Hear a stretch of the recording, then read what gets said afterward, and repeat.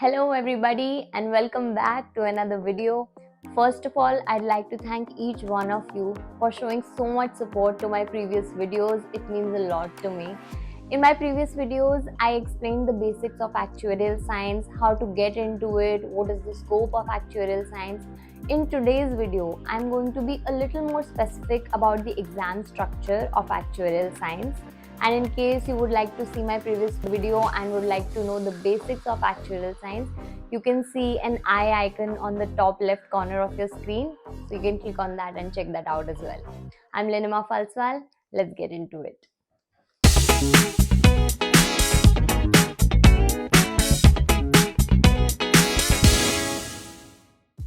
So first of all, there are 13 exams in total, as we talked about previously as well. All of these exams are focused on a particular aspect of insurance. And one little correction that I would like to make from my previous video is that you can give exams from any of the societies of any of the countries, for example, Canada, America, or Australia, and not just India and UK. Although in my video, I'll be giving more details about the Indian and the UK examination conducting societies. So to actually give exams from any of these societies of examination, there are a certain number of prerequisites which pertain to each of them. First of all, we're going to be talking about the Institute of Actuaries of India, or IAI.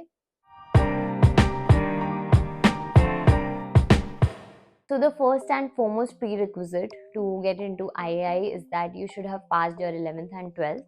And the second one is that you should have given the Actuarial Common Entrance Test, which is ACET. ACET is a complete MCQ based examination, which is a combination of subjects like English, maths, logical reasoning, data interpretation, statistics, and all of these subjects that I have mentioned have a particular breakdown and a weightage attached to them.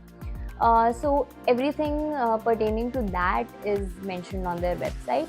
You can check that out by clicking the eye icon over here or the description box as well. And now we're going to be talking about the Institute and Faculty of Actuaries UK, or IFOA. There is actually only one prerequisite that you should have cleared your class 11th and 12th. So to get into the IFOA UK, you will have to give one exam, and then you become a member after you clear it, and then you can give further exams after paying the fees. Unlike IAI, there is no entrance exam as such for IFOA. Now, a lot of you might be confused after listening to the word membership. Let me tell you, to give any exam in any of these societies, you will have to be a member of each of these societies. So, you get the membership in IAI by giving your ACET, and for IFOA, there are two ways. One, that without being a member, you give either CS1 or CM1, and then you apply for membership, you pay a particular fees, and then give further exams. Second way is that you apply for membership beforehand, you pay for it, and then you give any exam of your choice, and so on and so forth. Now let's broadly talk about the exam structure.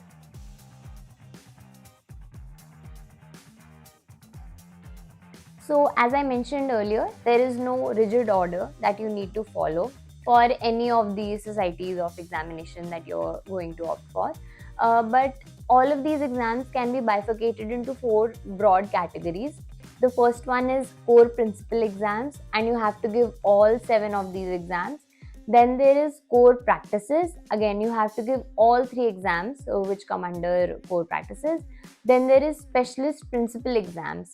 Now, out of all the exams, you only have to give 2 exams under this head. And then there is specialist advanced exams. Again, you have to give only 1 exam out of all of those. So how do you choose which exams you give in your specialist principles and your specialist advanced exams? Basically, it depends upon the field of actuarial that you choose. You can choose out of 8 available fields of actuarial, and I think we know a few of them, which are life, pension, general insurance.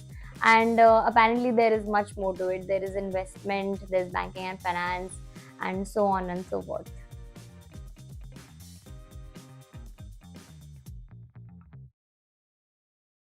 Apart from these exams, there are two more requirements that you need to fulfill to become a qualified actuary. The first one is the personal and professional development, or PPD. This is not an exam as such. It is sort of a form which you have to fulfill once you have started working in an actuarial firm for a couple of years.